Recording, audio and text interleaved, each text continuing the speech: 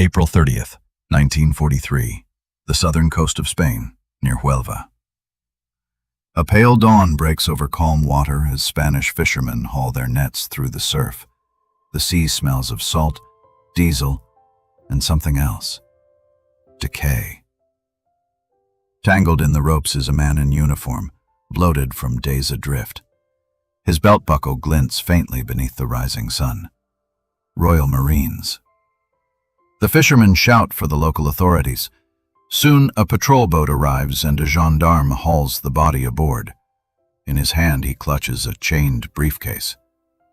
Inside there's a sealed envelope marked "Top Secret," personal, for General Alexander. A wallet contains a photograph of the young woman, ticket stubs from London, and a letter from Father. The papers are soaked, but legible. Everything about him screams authenticity. The Spanish officers radio the discovery to British consular staff, who react with measured panic. They demand the return of the documents for national security reasons, but the request comes too late. German intelligence officers already have their eyes on the case.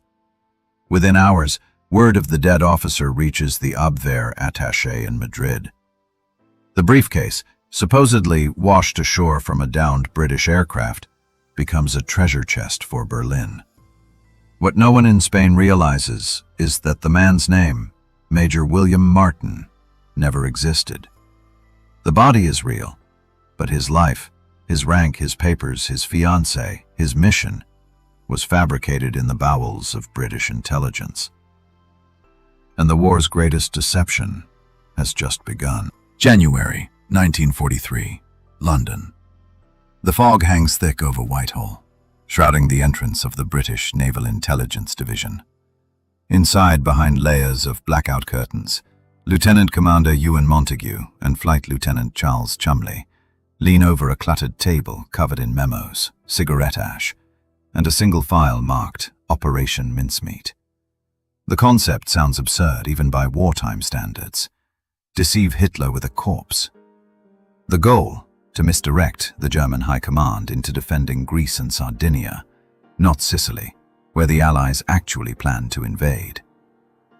Montague lights a cigarette and says quietly, "If they're going to believe it, the man must be perfect. He needs a history, a soul. What they require is more than a dead body. They need Major William Martin, Royal Marines. A man who never lived, but whose paperwork, love letters, and family history will convince German intelligence that he did." In a chilly morgue beneath St. Pancras Hospital, pathologist Sir Bernard Spilsbury inspects the cadaver of a Welsh homeless man who died from ingesting rat poison. "He'll do," Spilsbury says, "but you'll have to keep him cold." The man's identity is erased, his cause of death disguised as drowning. His body will carry Britain's most dangerous secret. Over the next 3 months, intelligence officers build Major Martin's life from scratch. His wallet contains a photograph of Pam, actually a secretary from MI5. His pockets hold theater tickets, a receipt for a new shirt, and a love letter. Every fiber, every ink smudge, every crease is intentional. Montague and Chumley even forge correspondence between high-ranking officers, hinting that Allied forces will strike Greece and divert German troops from Sicily. The letters are written on authentic government stationery, folded just enough to look naturally handled. The deception must be perfect, because the Germans, when they find the body, will examine every detail. Late April 1943. The corpse, dressed in uniform, is sealed inside a canister filled with dry ice. The container is marked as optical instruments. As dawn breaks over the River Clyde, sailors aboard the submarine HMS Seraph receive classified orders. Commander Bill Jewell gathers his men and opens a brown envelope. Deliver the package to coordinates south of Huelva, Spain. Ensure it is found by Spanish authorities. The crew stares, uneasy. No one asks questions. They know only that the war's future may depend on the body in their torpedo hold. When HMS Seraph surfaces off the coast of Spain at 4:30 on April 30th, the men stand silent. The waves are still. Commander Jewell leads a brief prayer. Then, with solemn precision, the sailors lift the canister, remove the corpse, and set it adrift, its uniform weighted, its briefcase chained to the wrist. The current carries the man toward shore. The crew watches until the body fades into the fog, swallowed by the dawn. Somewhere, deep inside that lifeless pocket, a letter addressed to General Alexander waits to change the course of the war. May 1st, 1943, Madrid. The body of Major William Martin lies in a cool, whitewashed morgue under Spanish custody. British diplomats arrive within hours, their faces fixed with concern that feels just convincing enough. The British naval attaché pleads, "The briefcase must be returned immediately. It contains sensitive operational orders." The Spanish agree, politely, officially, but not before allowing the Germans to inspect the contents. Within days, the envelope makes its way through back channels to Karl Erich Kuhlenthal, the Abwehr's senior intelligence officer in Madrid, a man who fancies himself an expert in British deception. Kuhlenthal, excited, thrilled, cables Berlin. Recovered papers from drowned courier. Recovered papers from drowned courier indicate Allied operations toward Greece and Sardinia. In Berlin, Admiral Wilhelm Canaris, head of the Abwehr, delivers the find personally to Hitler's staff. The message reads, "Major Martin, Royal Marines, attached to Combined Operations Headquarters, perished en route to North Africa." Carried plans confirming Allied invasion of Greece and feint operations near Sardinia. Hitler's interest is immediate. He summons Field Marshal Keitel and General Jodl.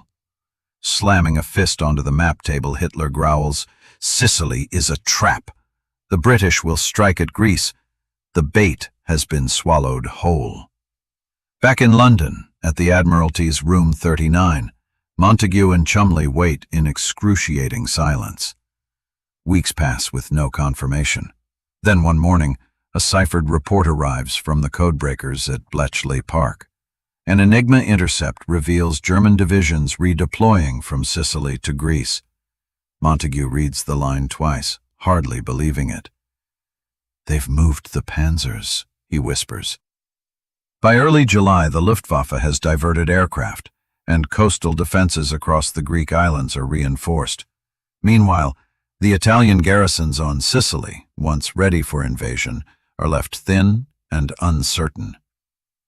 July 9, 1943. The Mediterranean night glows with tracer fire as Operation Husky, the real Allied invasion, begins. Over 150,000 British and American troops storm Sicily's southern coast. Axis resistance is scattered, uncoordinated. German reinforcements are too far east to respond in time. In Berlin, confusion reigns. Hitler, convinced the landings in Sicily are a diversion, orders his generals to hold their positions in Greece. For nearly 2 critical weeks, German armored divisions sit idle, guarding against a phantom invasion that will never come. On July 25th, Mussolini is overthrown. The Axis stronghold in southern Europe begins to crumble. In London, Montague receives a classified message marked "Eyes Only." It reads, "Mincemeat swallowed whole." He places the paper down, exhales slowly, and looks toward the window. Outside, Londoners are hurrying through another gray morning, unaware that somewhere on a Spanish beach, a nameless man had just changed the course of the war. August 1943. The war map inside Hitler's wolf's lair tells a story he refuses to see. Sicily has fallen. The Allies now hold Messina. The German 10th Army is retreating north through Calabria, its ranks torn apart by constant bombing. What Hitler cannot admit, even to himself, is that his empire was outwitted not by armies, but by a dead man who never lived. In London, Lieutenant Commander Ewan Montague sits at his desk in room 39 staring at a single object: the personal effects of Major William Martin. The photograph of Pam still bears a faint watermark from seawater. The faded love letter still smells faintly of ink and cigarettes.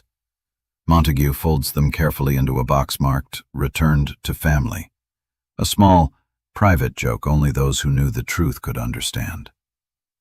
Meanwhile, MI5 and the Admiralty quietly study the aftermath.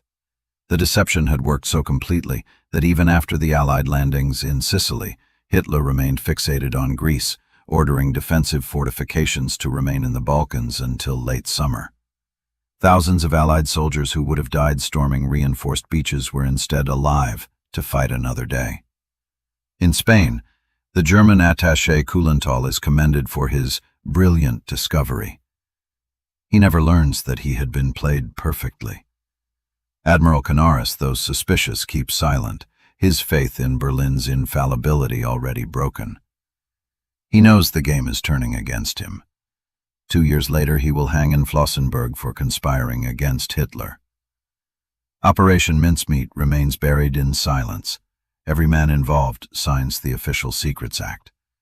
The corpse itself, recovered by Spanish authorities, is buried with full honors in the Huelva cemetery, under a marble cross engraved with the name Major William Martin, Royal Marines.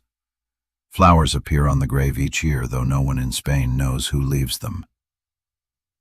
By 1956, the truth finally emerges when Montague publishes The Man Who Never Was. The story shocks the world, how a nameless drifter dressed as a British officer became the centerpiece of one of the greatest deceptions in military history. 80 years later, historians still marvel at its precision. It required no gunfire, no sabotage, no violence, only meticulous planning, human psychology, and an unshakable belief that detail could win wars. At dusk on that same Spanish beach near Huelva, the tide continues its eternal rhythm. Waves lap over the same sand where Major Martin once came ashore. The sea has reclaimed its silence, leaving behind only a faint whisper in history.